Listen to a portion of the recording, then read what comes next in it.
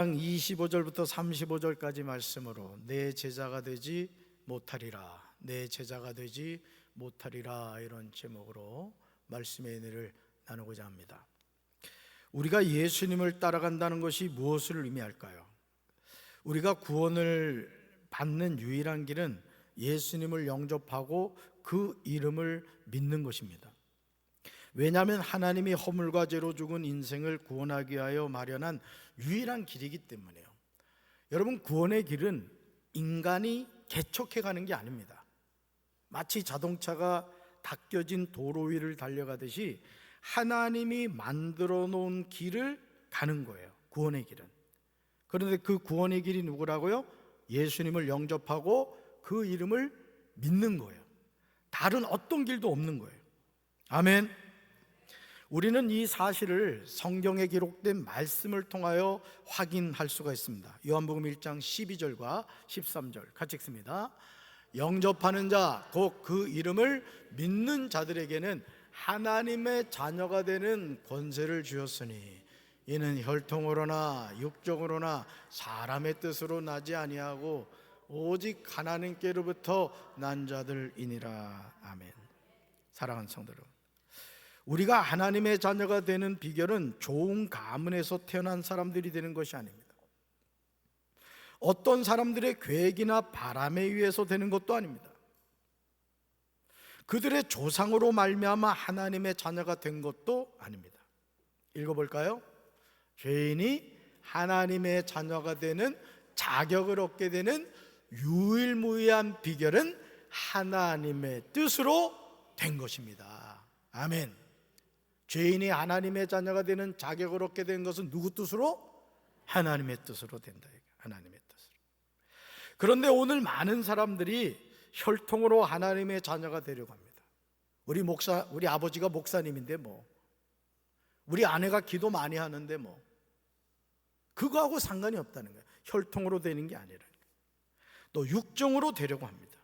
사람의 뜻으로 되려고 합니다. 그러나 혈통, 육정, 사람의 뜻으로는 불가능한 일이에요. 될 수가 없어요.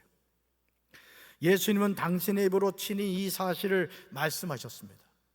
성경에 기록된 그 어떤 선지자가 기록한 말씀보다 우리는 예수님이 하신 말씀을 청정해야 돼요. 그래서 여러분이 가지고 있는 좋은 성경은요, 이 신약 성경을 보면 예수님이 하신 말씀은 이렇게 색깔이 다른 색으로 되어 있어요. 이건 예수님이 직접 하신 말씀이에요.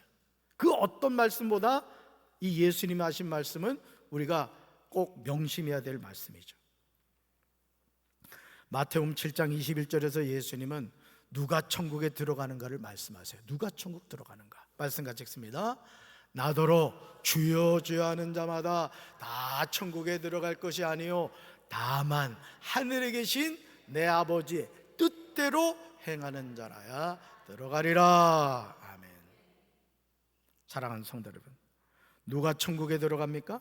예수님더러 주여 주여 하는 자마다 다 천국에 들어갈 것이 아니라고 예수님 분명하게 말씀하십니다. 그렇다면 누가 천국에 들어갑니까? 다만 하늘에 계신 내 아버지의 뜻대로 행하는 자라야 들어가리라고 분명히 말씀하십니다. 누구 뜻이 중요하다는가요?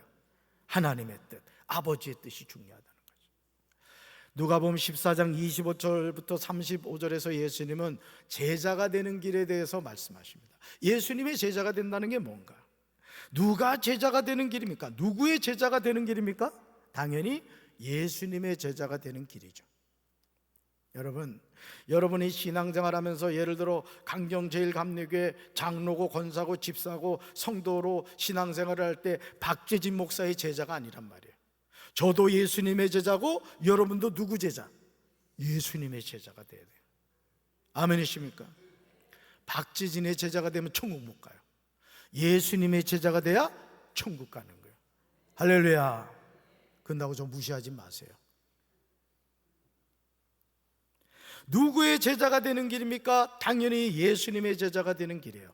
25절을 보시면 많은 무리가 예수님과 동행하였음을 보게 돼요.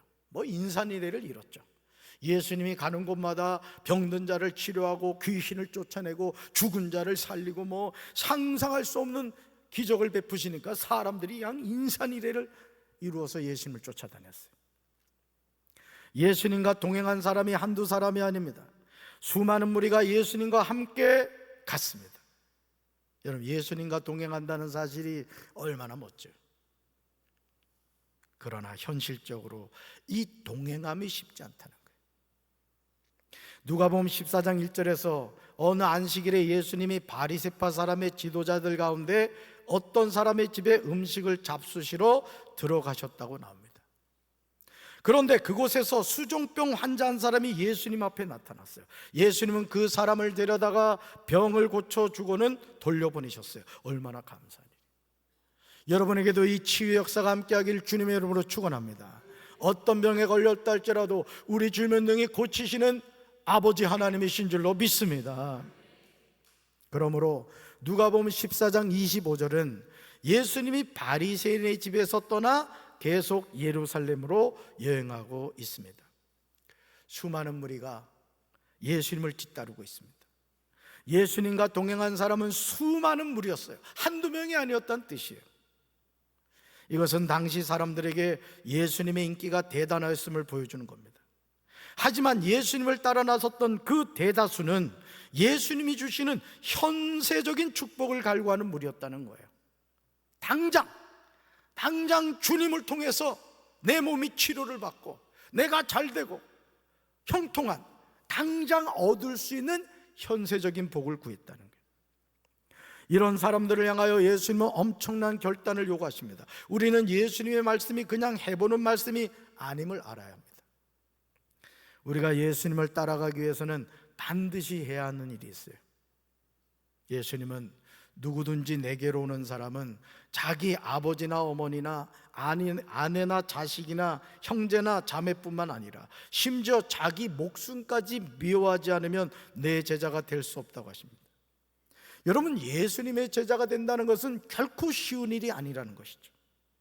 우리가 예수님의 부르심을 받아 제자가 되기 위해서는 자기의 모든 혈육과 심지어 자기 자신까지도 미워할 수 있어야 한다는 뜻이에요. 여기서 미워한다는 것은 문자적인 의미에서 심리적으로 미워하는 것을 뜻하지는 않습니다. 여기서 미워한다는 원어적인 의미는 따라합시다. 조금 사랑하다. 따라해보세요. 조금 사랑하다, 덜 사랑하다, 이런 뜻이에요.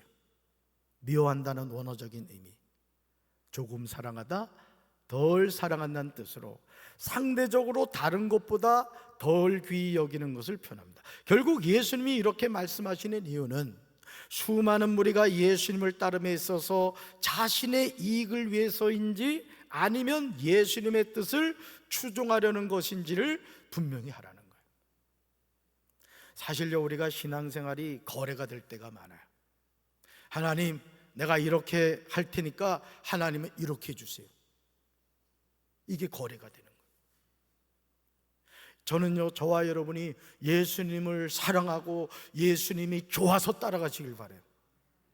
야, 아멘 하는 거 보니까 그러기 싫단 것 같네. 그냥 예수님이 좋아서 따라가시기 바랍니다.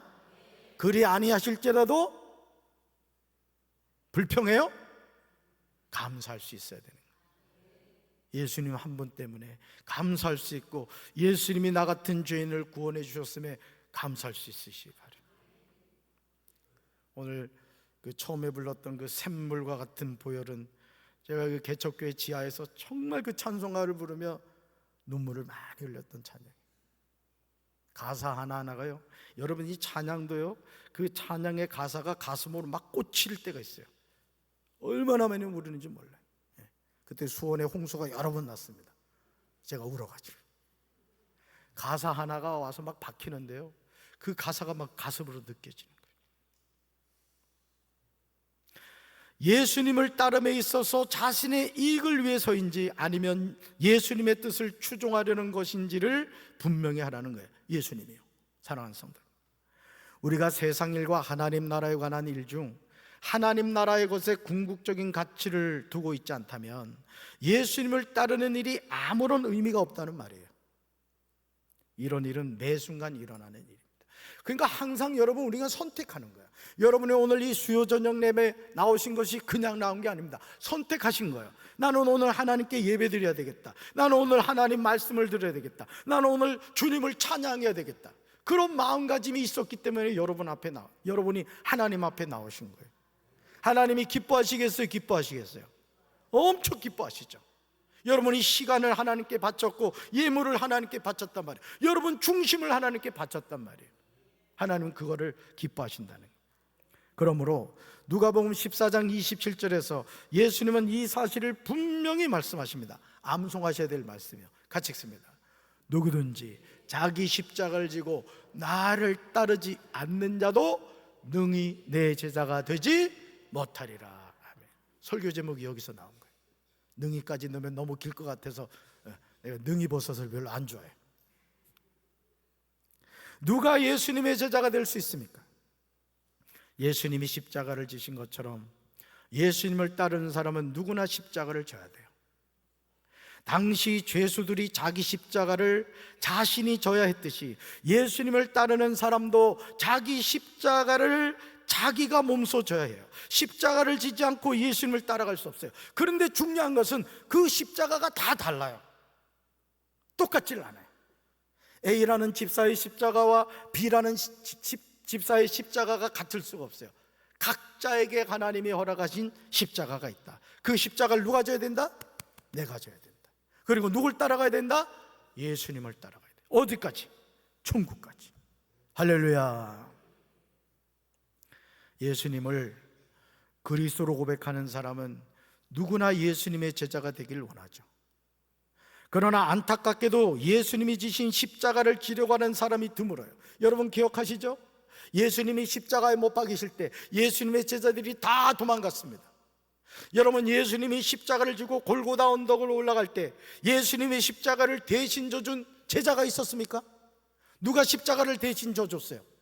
구레네 시몬이 로마 군병한테 붙잡혀가지고 억지로 십자가를 져준 겁니다. 제자들 져주지 않았어요. 우리에게 많은 것을 깨닫게 하죠.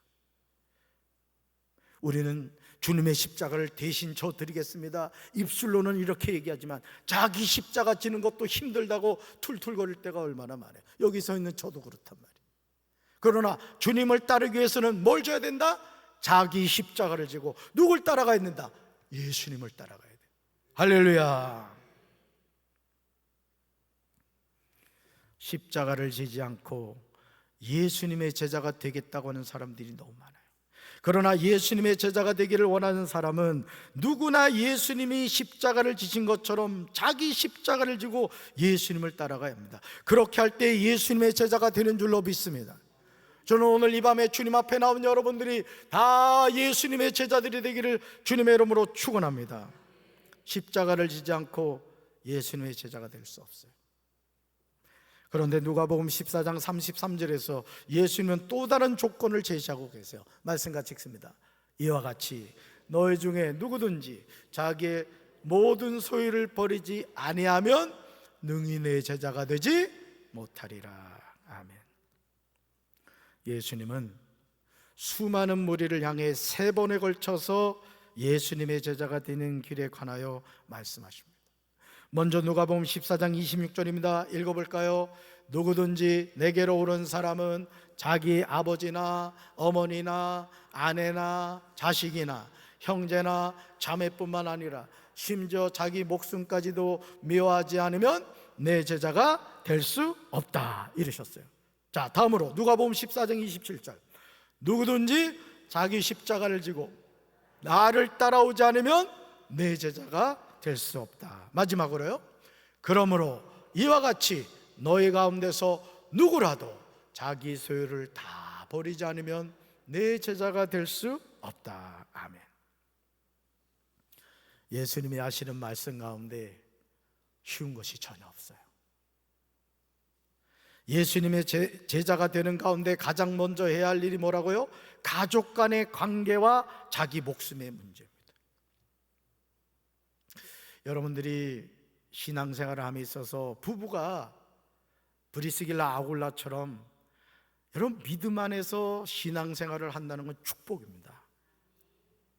정말이에요. 믿지 않는 남편을 둔 아내에게 한번 물어보세요. 믿지 않는 남편을 둔 그 아내의 말을 한번 들어보시라고요. 제가 하기교에서 언니가 말씀드렸었는데 이 장로님까지 되셨어요. 생긴 걸 보면 영락없이 모태신앙자야. 생긴 거 보면 저처럼 아주 신앙생활 잘하게 생겼어요. 세상에 웬걸요? 예수님을 전혀 안 믿었다 이거. 그 아내 되는 권사님이 유순봉이야. 순봉이. 그래서 결혼을 해가지고 이 믿지 않는 남편을 전도를 하려고 하는데 예배 드리려고 그러면 도망가고, 예배 드리려고 하면 도망가고, 그러다 나중에 하나님한테 혼나고는 이제 신앙생활을 했는데 지금은 아주 장로님까지 되고 신앙생활을 잘 하시죠. 근데 이 권사님 말씀이 무슨 말씀을 하시냐면, 권사님 만약에 다시 결혼을 한다고 했을 때 믿지 않는 남편하고 결혼하시겠으면 하니까 기절초풍하려고 그런 거야. 절대 나는 안 믿는 남자하고 결혼 못하겠다는. 살아보니까 보통 믿는 게 아니더라는 거지. 안 믿는 남편하고 사는 분들 아마 지금 거의 막 머리를 막 강하게 흔들고 있어요 지금. 그렇다고. 여러분, 믿는 남편, 믿는 아내와 하나님을 믿는다는 건 축복이에요. 서로 브리스길라 아굴라 부부처럼 서로 하나가 되어 더 하나님께 영광 돌리시기 바라요. 또 남편이 안 믿고 아내가 안 믿는다 할지라도 낙심하지 마시고 하나님의 도우심을 구할 때 하나님이 인가기도 되게 해주실 줄로 믿습니다. 가장 먼저 해결해야 할 일이 뭐라고요? 가족 간의 관계와 자기 목숨의 문제예요. 다음으로 자기 십자가를 지는 문제입니다. 마지막으로 자기 소유의 문제예요. 수많은 무리가 예수님을 따르며 예수님의 제자가 되려고 결정할 때 모든 소유를 버려야 하는 상황마저 감수할 수 있어야 된다는 거예요. 하나님을 믿음에 있어서. 결국 소유에 대한 집착은 제자가 되는 것과 구원에 이르는 것을 방해하는 결정적인 요인이 됩니다. 여기서 자기 소유를 버린다는 것은 지금 당장 결단해야 할 성질의 것임을 말해요. 다시 말해서 소유에 대한 집착을 버리라는 거죠. 여러분, 젊은 관원이 예수님께 와서 주님, 제가 어떻게 하면 영생을 얻을 수 있습니까? 물었던 장면 기억하시죠? 예수님이 뭐라 그랬어요? 내가 가진 것을 다 팔아 가난한 자들에게 주고 그리고 와서 나를 따르라 그랬어요. 그랬더니 그 부자 관원이 어떻게 했죠? 심히 근심하며 떠나갔다고 나왔어요. 그 예수님 뭐라고 했어요? 부자가 하나님 나라에 가는 것이 낙타가 바늘귀로 들어가는 것보다 어렵다 이렇게 얘기했어요. 그렇다고 가난하게 살라는 얘기 아니에요. 다 부자 되시기 바랍니다. 로또가 사는 것마다 다 1등 되시기 바래요. 근데 거기에 붙잡히지 말라는 거예요.